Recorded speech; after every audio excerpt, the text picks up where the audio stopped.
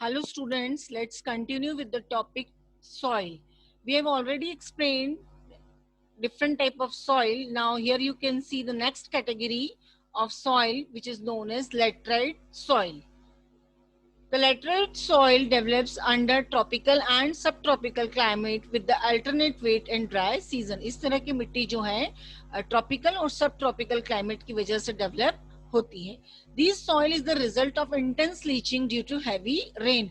ये जो मिट्टी है इसमें इंटेंस लीचिंग आप एक वर्ड देखेंगे हेवी रेन की वजह से जो पानी में न्यूट्रिएंट्स होते हैं जो प्लांट के लिए जरूरी रहते हैं, जब हेवी रेन होती है तो इसमें से जो न्यूट्रिएंट्स होते हैं वो बह जाते हैं और जिसकी वजह से जो मिट्टी बनती है वो लेटरेट सॉइल की कैटेगरी में आ जाती है. Lateritic soils are acidic in nature and generally deficient in plant nutrients. This type of soil is found mostly in southern states, western Ghats, region of Maharashtra, Odisha, some parts of West Bengal, non-east regions, etc. Laterite soil जो है कहाँ पाई जाती है? इसमें हम जैसे देख रहे हैं कि deficient in plant nutrients, plant के लिए ठीक नहीं मानी जाती है. और दिस टाइप ऑफ सॉइल ये ज्यादातर सदर्न स्टेट, वेस्टर्न घाट, महाराष्ट्र के कुछ हिस्से, उड़ीसा और वेस्ट बंगाल के कुछ रीजन में पाई जाती है. The soil supports deciduous and evergreen forest but humus poor. ये जो मिट्टी है डेसिडियस और एवरग्रीन जो फॉरेस्ट होते हैं उनको सपोर्ट करती है, उसके बावजूद भी अगर ह्यूमस की मात्रा देखें तो वो कम पाई जाती है. This soil is very useful for growing T and coffee. इस तरह की मिट्टी जो है टी और कॉफी के प्लांटेशन के लिए सबसे ज्यादा बेस्ट मानी जाती है. Next one is arid soil. Arid soil range from red to brown in colour. Arid soil जो होती है रेड से ब्राउन कलर की रेंज में हमें दिखाई देती है.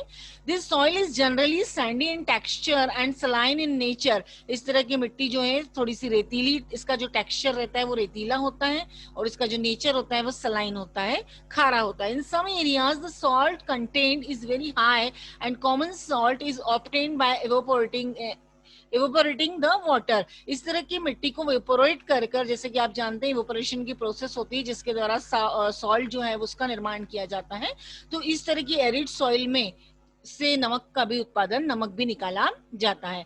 Arid soil lacks humus and moisture. Arid soil जो रहती है इसमें ह्यूमस और मॉइस्चर की मात्रा बहुत कम पाई जाती है. The lower horizons of the soil are occupied by kankar because of the increasing calcium content downwards. यहाँ कंकर की मात्रा बहुत ज्यादा रहती है. अगर आप लोअर होरिजन की तरफ जाएंगे तो इस मिट्टी में और कैल्शियम जो है नीचे नीचे जाएंगे तो कैल्शियम बढ़ता जाता है.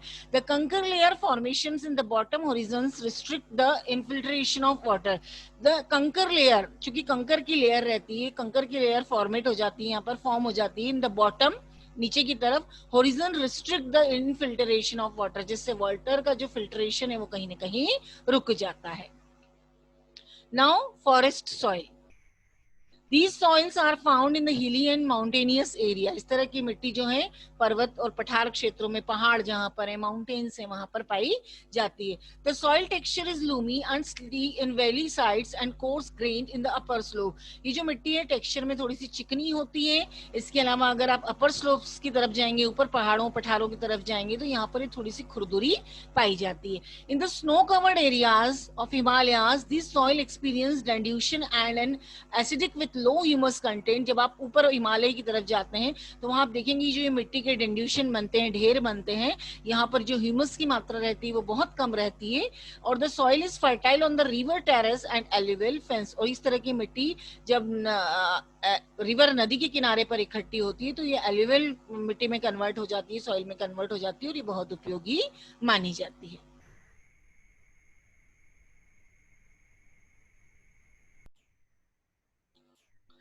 The map below shown the different types of soils found in India. आप देखेंगे इस मैप के माध्यम से कि भारत में कौन सी मिट्टी किस एरियाज में कितनी मात्रा में ज्यादा कहाँ कम पाई जाती है.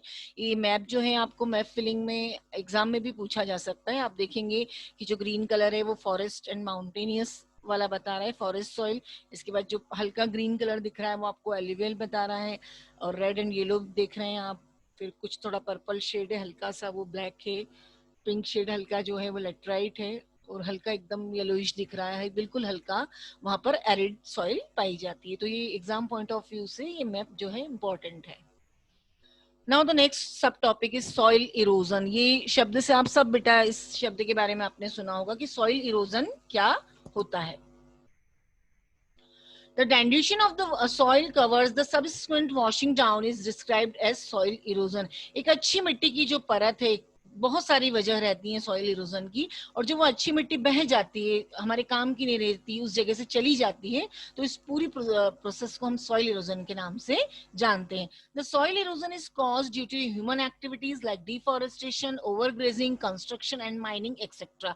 सॉइल इरोजन में जितना एक नेचुरल फैक्टर इफेक्ट करता है, उतना जो हमारे द्वारा गतिविधि की जा रही है, जो ह्यूमन एक्टिविटीज हैं, जिसमें हम डिफॉरेस्टेशन, जंगलों का कटना, ओवरग्रेजिंग आप देख रहे हैं, अत्यधिक जानवरों को चरने के लिए किसी जमीन पर छोड़ देना, कंस्ट्रक्शन है, निर्माण कार्य जो चल रहे हैं, माइनिंग है, माइनिंग मैंने आपको पहले भी बताया था, ये सब वजह है जिसकी वजह से जो अच्छी मिट्टी है खेती के लायक, जो आगे भी काम आ सकती है, वो कहीं ना कहीं रिड्यूस होती जा रही है। Also there are some natural force like wind, glaciers and water which lead to soil erosion. जैसे कि मैंने आपको बताया कि मैनमेड फैक्टर तो है ही, लेकिन साथ साथ नेचुरल फैक्टर भी हैं, जिसमें ग्लेशियर्स हैं, विंड है, तेज हवा चलना, फ्लड आ जाती है, उसकी वजह से मिट्टी बह जाती है। And soil erosion is also cause due to defective method of farming. जिस तरीके से खेती के जो गलत तरीके इस्तेमाल किए जा रहे हैं, अब आपके मन में प्रश्न आएगा कि फार्मिंग की मेथड कौन सी गलत हो सकती है। देखिए कई बार क्या होता है कि हम पूरे साल अपने लालच के चक्कर में कि हमें ज्यादा प्रॉफिट हो, पूरे साल भर हमारे खेतों में फसल लगी रहे, चाहे हम ऑफ सीजन की बात करें, जैसे मैं आपको हमेशा एग्जांपल देती हूँ कि पहले गाजर या मटर जो है वो विंटर में ही खाने को मिलते थे, लेकिन चूंकि अब फार्मिंग मेथड ही बहुत चेंज हो गई है, लोग अपना क्रॉप प्रोडक्शन बढ़ाने के लिए बहुत तरह के इंसेक्टिसाइड, पेस्टिसाइड और केमिकल यूज करने लग गए हैं। उस वजह से भी सॉइल इरोजन का एक बहुत बड़ा रीजन माना जाता है कि अच्छी मिट्टी उस वजह से भी धीरे धीरे खत्म होती जा रही है। The running water cuts through the clayey soils and makes deep channels like gullies. यहाँ आप देखेंगे पिक्चर में भी दिख रहा है कि जब बहते हुए पानी से मिट्टी में बहुत ज्यादा एक डीप चैनल जैसा बन जाता है, एक नहर जैसा बन जाता है, तो उसे हम गलीज के नाम से जानते हैं। The land becomes unfit for cultivation is known as badland. ऐसी जमीन जो खेती के लिए बिल्कुल भी उपयुक्त नहीं है, उसे हम बैडलैंड की कैटेगरी में डालेंगे। When water flows as a sheet cover large areas down a slope and the topsoil is washed away, it is known as sheet erosion। जब एक बहुत बड़ी जगह से, बड़ी शीट से, बड़े मैदान में से पानी निकल के स्लोप से नीचे की ओर जाता है, तो उस तरीके के जो फ्लो को हम शीट इरोजन के नाम से जानते हैं। Wind blows loose soil off flat और sloping land down is wind erosion. और जब हवा के द्वारा जो पानी है वो नीचे बह के चला जाता है मिट्टी के साथ में, तो उसे हम विंड इरोजन के नाम से जानते हैं। ये 1 मार्क की सारी डेफिनेशन है, जिसमें गलीज आ सकता है, बैडलैंड आ सकता है, शीट इरोजन आ सकता है और विंड इरोजन भी आ सकता है।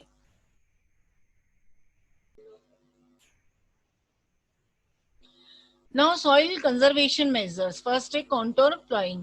Plowing along the contour lines can decelerated the flow of water down the slope. ये इस तरह का आप पिक्चर देखेंगे, इसमें कॉन्टोर बना दिया जाता है, ऐसी जैसे कहते हैं ना सीढ़ी, थोड़ा सा सीढ़ी मान लें, यहाँ ऐसे बागर टाइप बना लिया जाता है, जिससे जो मिट्टी है वो बहने से रुक जाए। मान लीजिए ऊपर से पानी आ रहा है, लेकिन ऐसे बैरिकेड्स जैसी हमने फार्मिंग कर दी है, तो इस वजह से स्लोप में अगर इस तरीके का हम शेप दे देते हैं अपनी फसलों को, तो पानी यहीं आकर रुक जाता है, जिसे हम कॉन्टोर प्लॉइंग के नाम से जानते हैं। नेक्स्ट वन है टेरेस फार्मिंग। सबने सुना है terrace farming word. Steps can be cut out the slopes making terrace. Terrace cultivation restrict soil erosion. ये आप देखेंगे आसाम में, दार्जिलिंग में, मेघालय में इस तरीके का बहुत देखने को आपको मिलेगा। टेरेस फार्मिंग मतलब सीढ़ी नुमा खेत है, सीढ़ी नुमा खेत बना दिए जाते हैं सॉइल इरोजन को रोकने के लिए, और ये एक बहुत ही उपयोगी तरीका माना जाता है, क्योंकि जब आप देखेंगे ऊपर की तरफ पानी गिरेगा और पानी से जो मिट्टी बह के आएगी, चूंकि सीढ़ी बनी हुई है, टेरेस बनी हुई है, तो उस वजह से वो मिट्टी एकदम नीचे सड़कों पर वेस्ट नहीं जाएगी, वो कहीं ना कहीं इन्हीं में डिपॉजिट हो जाएगी। The next one is strip cropping. Large fields are divided into strips. Strips of grass are left to grow between the crops. आप देखेंगे बीच बीच में ये फसलें लगा दी जाती हैं, हर फसल के बीच में स्ट्रिप्स जैसे कुछ एक अलग फसल की लाइन बना दी है। And this break up the force of the wind. This method is called strip cropping. इससे क्या होता है कि जब बहुत तेज हवा चलती है, चूंकि आपने फसल के बीच में इस तरह की क्रॉप लगा दी है, तो वो जो हवा है वो इस खेत में रहने वाली मिट्टी को बहाकर या उड़ाकर लेकर नहीं जाती। इसे कहा जाता है स्ट्रिप क्रॉपिंग। ये सब 1 मार्क के क्वेश्चन में आपसे पूछे जा सकते हैं डेफिनेशन के रूप में। नेक्स्ट वन है shelter belt. Planting lines of trees और टू क्रिएट शेल्टर बेल्ट, आप देखेंगे कि पूरा जो है एक ही तरह के पौधे लगा दिए गए हैं, इसको शेल्टर बेल्ट के नाम से जाना जाता है। कई बार हमने जैसे देखा था कि हम केरल या कर्नाटक में जाएं तो वहाँ रबर प्लांटेशन है, मतलब कुछ पर्टिकुलर एक जमीन के हिस्से पर रबर के ही प्लांट लगा दिए हैं, तो उसको शेल्टर बेल्ट के रूप में जानते हैं। या आप रबर प्लांट के साथ साथ देखेंगे कई जगह बैम्बू जो होता है, बांस का पेड़ होता है, लगातार लाइन से वही लगे रहते हैं, तो वो शेल्टर बेल्ट का काम भी करते हैं और उसे प्लांटेशन के रूप में भी जाना जाता है। तो आई होप कि ये चैप्टर आपको बहुत अच्छे से समझ में आया होगा। Thank you for listening me and watching all this.